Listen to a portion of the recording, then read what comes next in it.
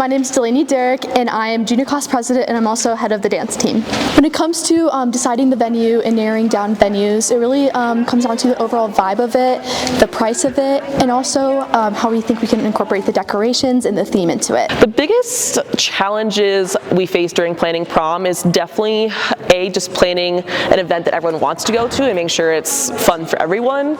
And with that, choosing a good venue that we can afford and will fit our massive student body, or at least our juniors and seniors. That's a challenge. And then thinking of like fun things for the dance. Like this year we're doing the tarot reader, which is so different than what we've done before, to try to incentivize kids to come and really have a good time. And it comes down to, well, okay, who's going to be providing this or that? And sometimes there are food trucks and sometimes there are not. And sometimes there's food at the venue, sometimes there's not, right?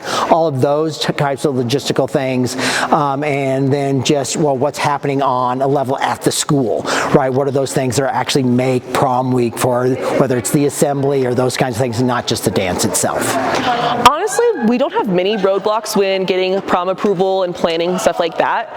Obviously, we have to follow all the same school rules, so dress code, even though everyone's supposed to dress up, making sure you're not showing anything off that you shouldn't be. As far as picking a venue, we always like to make sure, even though we try to go downtown, that it's not too far away from Aurora, since it is a little bit of a hike. Students, we don't specifically work with the budget. That's mainly up to our leadership teachers, but when incorporating all that stuff, like the budget for the venue, if we have like a little bit of a lower venue cost, we can really move up and have more decorations and more other aspects for our prom venue. But if we have a little bit of a higher venue price, then we do have to cut down on a little bit of the things that involve the budget.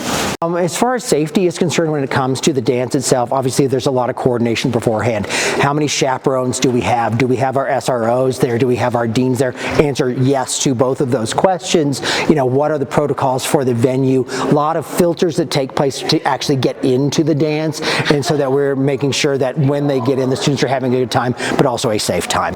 Each year has its own uniqueness because the venue lends itself to that, as well as what the theme is.